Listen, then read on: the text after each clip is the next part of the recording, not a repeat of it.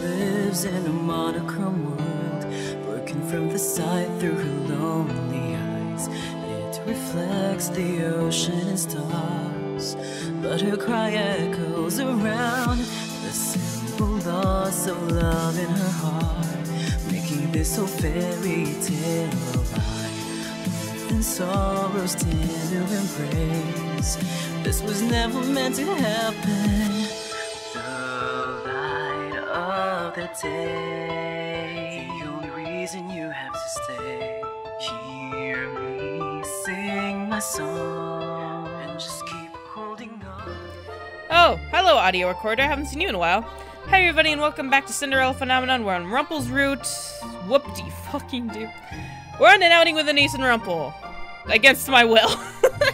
We'll just say against my will. Let's go. Make my way into town with Rumpel and Anise. The majority of the conversations we have are one-sided, with Rumpel giving us both the usual compliments. Oh, great. He never seems to tire of it. Rumpel helps Anise pick certain herbs and a few other medications and accepts all of the compliments she gives him with a triumphant smile. I know Anise knows about the herbs because she's helped me before, but how does Rumpel know so much about them? This must be part of the past he doesn't remember. Anise enters the store by herself at one point, leaving me alone with Rumpel. I'm a mysterious man, aren't I? Yeah. I turned to look at him and noticed the easy smile adorning his face. A man with amnesia is full of secrets, after all. I bet you're even more curious about me. Women always love a mysterious man. I don't particularly care. But Princess, if my curse is my amnesia, then shouldn't you care somehow? As partners, we are going to help each other out, right? I do not see how I can help you with your amnesia. Maybe this is the spell that is only broken by true love's kiss. Shall we see? We're not there yet, buddy. He leans toward me with a playful smile on his face. I am accustomed to this behavior by now, so this does not faze me, and I merely sigh as his nonsense. You already said yourself that you need to gather entries from some kind of journal. Princess, you're no fun. A little kiss wouldn't hurt anyone. Oh, it hurt your ego. 'Cause I say no. I would die before I kiss you. Watch that just be a that'd be foreshadowing if that'd be really cool if it was just for like foreshadowing the future and she's actually dying. Princess, that's so sad. He says that, but he's still smiling. Why is he so unfazed by everything I say to him? You only ever have terrible suggestions. It was a mistake to trust you. You might have good advice. You might have good advice, there we go. But I have great ideas! You haven't helped me with my curse at all. I've been trying, though. You haven't even told me how to get a good deed. I told you before, Princess. Compliments make a person happy, and making a person happy is a good deed. So you flirting with a woman and using shallow compliments on them is a good deed? On the surface, the compliments may seem shallow, but if you swim a little deeper, complimenting people cannot be a good deed. But making them happy is. All you have to do is listen to people, sympathize with them, maybe get to know them, and you can make them happy by doing even small things for them. Women enjoy the compliments, Princess. I'm not gonna go around and compliment some bitch I don't know, okay? Besides, how could I see such beauties and not compliment them? It would be such a disservice. You give compliments to people you do not even care about. Princess. Rumpel's voice trails off as he stares past me. His smile falters for a few moments, and a look of confusion ripples his features. I turn to follow his gaze, and see a small boy staring at us. He's shyly hiding behind some kind of notebook. You're cute, with no face. There's that seriousness again. It was the same thing that happened when he added something to the list of parfait. Then suddenly his expression changes into Rumpel's usual bright smile. Are we staring at a kid? Are we gonna steal him? What's going on? Hello there, would you like to come and speak with us, young sir?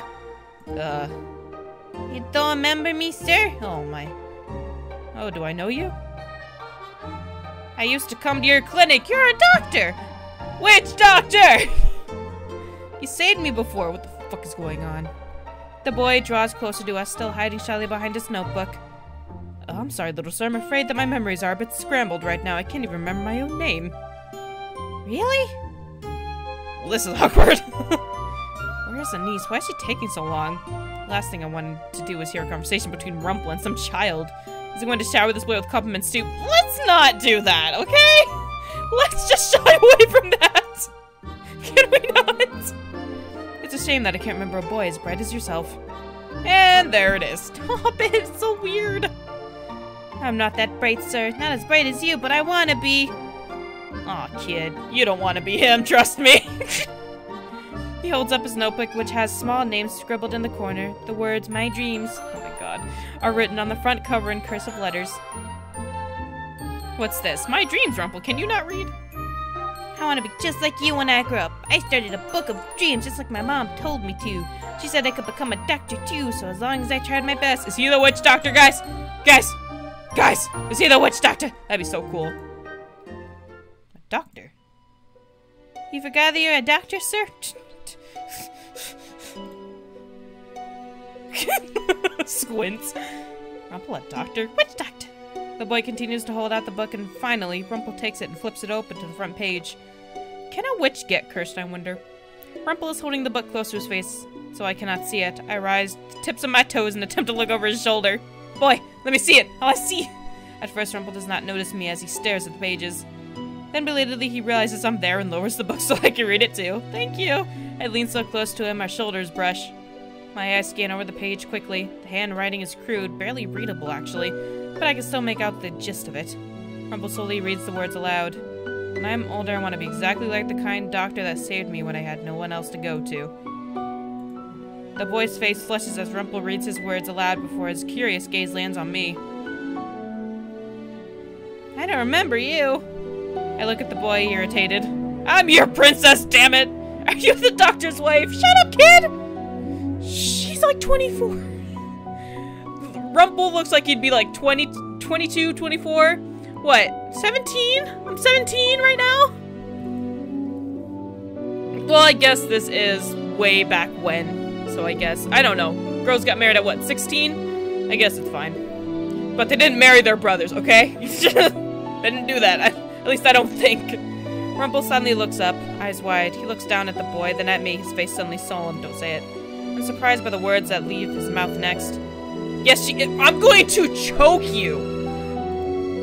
I will choke you once this boy is gone. You hear me?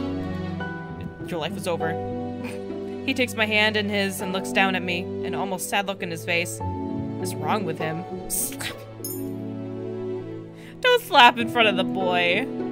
Damn it! Don't slap in front of the boy! Oh, I opened Discord by accident. Don't slap him in front of the boy! That's not no. Oh, here we go! Let go of me. Rumpel's eyes crease with worry as he holds tightly onto my hand. The sadness in his eyes become anxiety, and I see something like fear dancing in his eyes. You really think it was my fault? What? The look in his eyes is so vacant, almost like he's looking through me. What was his fault? Wait, what? It's as if he is in some kind of trance. The way he looks at me makes my skin crawl. His grip on my hand tightens, making me shudder. Rather than slap his hand away, I reach out with my free hand and slap his face. What the fuck is going on? I stare perplexed at the sudden bafflement on Rumpel's face. Did the slap to his face knock him out of the strange trance? That kid's like, oh yeah, this is cool. Domestic abuse. Domestic abuse is not a joke, okay? He's being even stranger than normal, and the intensity of his look in his what? The intensity of the look in his eyes is scaring me. You okay, dude? Rumpel stares at me for a few moments, blinking slowly. No, I blinked out. I'm sorry, princess. What the What just happened to him? The way he's speaking was so strange, almost like he was in some kind of trance. But I know how people are. They lie and they put on faces. Sorry for spacing out if I invaded your space, and I'm sorry. What the You're apologizing? Rumpel puts a hand on his cheek where I slapped him. Well, that's warm. I think I deserve that. Thanks for getting me out of whatever that was. That kid is so confused right now. All at once, the cheapest smile breaks into something cheerful again.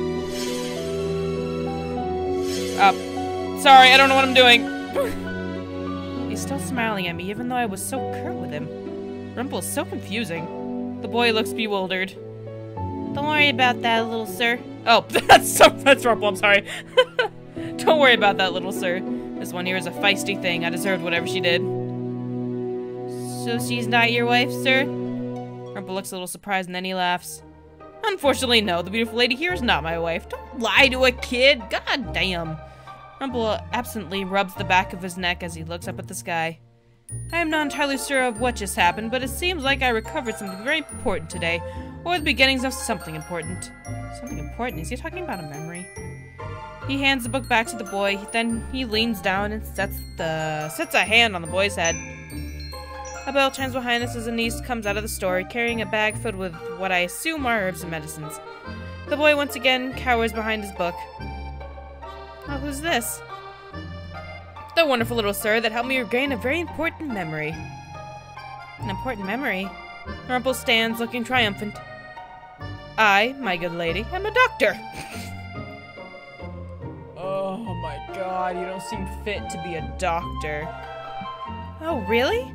You were a doctor. Truly. Rumpel turns back to the boy, who he asks a few more questions. Sorry. He even asked the boy his name, but much to my surprise, the boy shakes his head. I'm sure you told me your name, but I don't remember it. Is it like my curse? No one remembers me being a princess, no one remembers Rumpel's true name. Interesting. Rumpel thanks the boy again many times over. He even buys him a few pieces of candy. The boy's eyes are practically glowing with excitement and does not stop smiling. After we see him off and start to head back to the tavern, I begin to contemplate. I am curious about something. Oh? You said that you needed to fill your journal with memories in order to get them back, but the journal you just read wasn't yours. It appears not. It seems that the 3 entries that trigger my memories just need to be written by people I know. Reading them triggers a memory, and then the full entry probably appears in my journal. Magic! I'll have to check it when I get back. I see. But even without looking into the entry, a memory came to your mind. Rumpel gives a short, distracted nod. It's not complete, so I'm hoping that something really has appeared in my journal. It feels like it must, considering I remember something so important. Do you remember anything else at all? The young man that we just met. I believe that he used to come and watch me work before. I knew him. He used to look up to me. He was a sweet child. The memory is foggy, but yes, I believe something did happen to him. He became ill. The details of how I saved him must have been in the journal. Even though this is not pertaining to my curse, I'm curious what his journal might say. I cannot remember fully, but the memory feels sad somehow. He turns to me, eyebrows knit together. That's a weird saying. It is strange to see him with such a serious expression on his face. Really, I'm sorry about earlier, Princess. I think I was on the verge of a memory, but then it got tangled up in my head. I'm sure that slap didn't help, though. Oh, boy. I'm surprised in his sudden change of topic. I shake my head slowly. He's quiet for a few moments before suddenly his smile comes back and he laughs jovially. Why do we keep using this word, man? Telling us that there is no point in worrying. At the town's outskirts. What? I turn, feeling eyes on my back, but no one is there. We're being watched, guys. We're being watched. We give Parfait the medicines we purchased in town as soon as we arrive back at the March Inn. Then Rumpel proudly announces that he is a doctor to anyone that will listen to him. Everyone seems happy for him, save for the March Inn's patrons that find Rumpel annoying, who are mostly men. Afterwards, Rumpel asks Anise if he might be able to take over the medications for Parfait, if only because Anise is busier than him. Rumpel hasn't been at the March Inn long, and yet he's already found something to help break his curse. And then there's me. All you gotta do is do some good deeds, girl. Come on. I do not think anyone will be able to help me. At the end of the night, when I finally have time to myself, I return to my room to rest. The next day, I'm sent right back to my chores. Rumpel is nowhere to be seen in the morning, and Anise says it's because he is tending to Parfait. He appears later in the afternoon, still full of smiles and silly flattery, as he goes back to serving. How does he have so much energy? I barely have any energy to read right now. I'm losing my voice. That scared me, whatever noise that was. At the end of the day, I plop down on the the couch, to rest. My legs are weak from all the walking I've done today, and I can still feel the tiredness in my arms from all the sleeping with Mr. Broom. Princess, I notice Anise standing beneath the doorway, smiling at me uncertainly. Thank you for your work today. You have something up your sleeve. Why is she thanking me for work? I obviously do not want to do it. It's not as if I asked to do any of this. But you still help. Anise nervously shifts on her feet. So, I just wanted to say thanks. When I do not make any effort to continue speaking with her, Anise gives a nervous little nod before heading back toward her room. Well, that was awkward. Not long after her departure, I hear an exuberant and familiar voice. I'm too tired for you! I should count my lucky stars, for they are giving me a rare opportunity to meet with my lovely princess this late at night. I should have gone to my room. Rumpel stops before me, winking. The moonlight on your face makes your beautiful eyes sparkle like the most precious gold, princess. I am not in the mood for your flattery. But princess flattery is just compilation of compliments. I'm sorry, I'm losing every ability to read. Everyone loves compliments. I do not care for your compliments.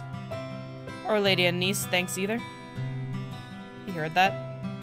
You should learn to let people spoil you. I stare at him. That's the last thing I've ever expected anyone to say. My whole life I have been called spoiled and rotten, the Ice Princess.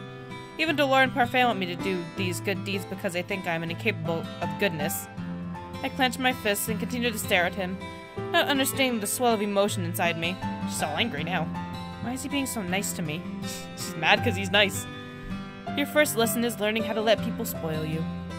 He draws back his hand, reaches into his pocket, and presents me with a small yellow bag. What is this?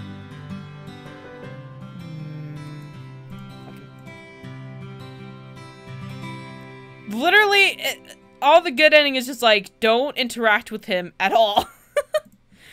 Don't accept it, I guess. I cannot accept your gift. But Princess, my advice. You have no reason to spoil me. Princess, this is what I've been trying to explain to you all day. You don't need a reason to spoil someone. It doesn't always have to be about paying someone back. Rumpel smiles a little sheepishly, then he places the bag in my hand and curls my fingers around it. Fucking take it.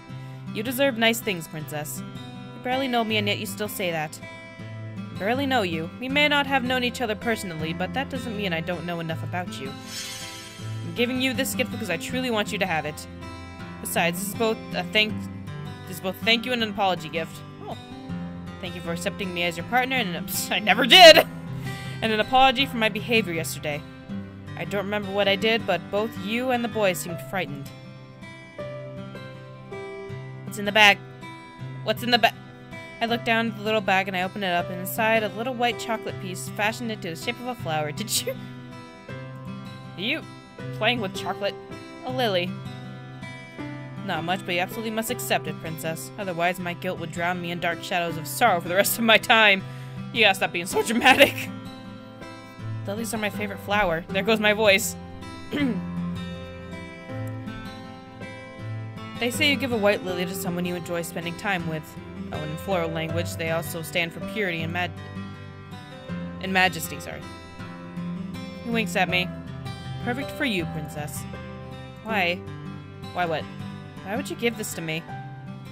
No matter what you say about doing nice things for people, I don't see how that applies to me. And why would you thank me for being your partner? I didn't even want you to be my partner at first. But you do now? I'm unable to withhold my surprise. Rumpel raises an eyebrow, then sighs. Princess, you don't trust compliments, do you? Mother always told me that people were two-sided, that they'd say anything to make you believe that they were your friend. No. Never fear, my sweet princess, I'll make sure I compliment you until you learn to accept them. But... no buts! I derive my happiness from making ladies like yourself happy. Baby burp. The compliments may seem strange to you, but don't worry, you'll see in time. See what? The connections between people. You assume that I'm just a flirt, but I get to know an awful lot about people. It's the reason I can guess so much about you. Fuck off, Damien. What could Rumpel possibly know about me? So what do you think? Are you more attracted to me now because of my mysterious aura, or my doctorly sophistication? Work that out! Good job, me! He leans closer to me, his eyes sparkling. I could be your own personal— No! I'll be your own personal gynecologist! Why did I say that? Why did I say that? Oh my god. I need to stop. I will slap you if you touch me again. Rumpel pulls back and raises both of his hands in surrender, but the smile does not leave his face. You really are hopeless, aren't you? Do you think so? I thought that the events from today might have proven otherwise. Oh, speaking of which, I read over my journal earlier. The expression becomes oddly solemn. Shall I enlighten you? Oh, please do. Why would you tell me all of this? Oh, are you not interested? I thought you might be, since I was your partner. If I don't listen, you'll still tell me regardless, so feel free to share. Rumpel sighs as he flips the journal open. Unfortunately, there was not much. The memory began coming together again as I was reading, but a lot of it still doesn't make sense. I glanced down at the entry. Yeah, stopped at. Look at the bottom of this page, Princess. I follow his gaze at the bottom of the page and pause, noticing a conspicuous gap. There's no signature, and I always sign at the end of every entry I write. I wonder if that might be the final piece of the puzzle. The final piece of your curse? If my name refuses to show up in the book, it may very well be the final memory I need to regain. Your name? You believe that the signature will be what gives you your true name, then? I have a feeling that might be the case. If it was the first thing I noticed when the entry appeared, that would explain why the boy in town didn't know my name either. And there's something else. Something else that's missing? The journal entry is cryptic at best, vague, almost like an incomplete puzzle piece. I stare at him, not understanding. Slowly, Rumpel begins to explain. It says that it says here that the boy's family rushed him to my clinic. He had a terminal illness that I could not cure. He was at death's door and I couldn't save him. But he's alive, isn't he? He even said you saved him. Yes, there is a... What? There's resolution in the journal, but it's not very helpful. I glanced down at the journal entry as Rumpel continues to speak. I refused to give up. I knew there had to be a way to save the boy. I never gave up on my patients. In the journal entry, I described someone who came to help me save the boy. The witch doctor! He lifts the book and points at the words, reading them aloud. I met her for the first time tonight. She told me she had some way to help the boy, so we struck a deal. I hope to not come to regret this. Oh, Jesus, scared me. He snaps the journal shut, startling me. He sighs as he runs a hand through his hair. That's it. Someone helped me somehow, and I made a deal. I'm assuming this is related to my curse, but I can't say how. Oh, well, making a deal was Rumpelstiltskin's fairy tale, so... Why did you write so vaguely? I wish I could ask my past self the same question. So in the end, you're still not sure why you were cursed. Rumpel pauses, then shakes his head. I believe it started here, not the curse, but the events that led to it. There's a reason that the first memory to be triggered it's important. For a few moments, the two of us are quiet. Rumpel's curse is a mystery, but not because he is hiding it like karma, but because he does not understand himself. After a few moments, Rumpel begins to laugh, breaking the silence. I look at him, startled. What's so funny? Oh, it's not funny, it's just... It's all very mysterious, isn't it? And my mysterious past makes me more alluring, doesn't it? Have I already not answered this question? Oh, Rumpel could take such a serious moment and change it into this. Well, what do you think, Princess? Are you drawn into mystery of it? You have no choice. You tell me even if I didn't want to know. Oh, but you do. I can see the curiosity in your lovely golden eyes. And I could see it earlier today, too. Thank you for accompanying me to town. I believe that I only met the boy because you were there to guide my way. You were looking for medical supplies. That boy appeared through mere coincidence. No, it was more than coincidence. It was destiny! Fine, whatever you say. Listening to him is exhausting and makes me realize how tired I am. And all these revelations are making my head spin. I'm going to bed now. I'm too tired for all this. It has indeed been a busy day. We will continue this enlightening discussion for some other time. Oh boy. Perhaps. I turn to walk away with a little chocolate in my hand. As I walk back toward the darkness of the hallway, Rumpel's soft voice echoes behind me. Sweet dreams, my princess. Ooh, boy. Oh, did we finish a chapter? That'd be so cool. Yes, we finished a chapter! Oh, my voice is so dead. Nope. I'm not putting up with this mother bullshit. I'm ending this episode here, and I'm gonna wait for my voice to come back. I'll see you guys next time. Bye-bye!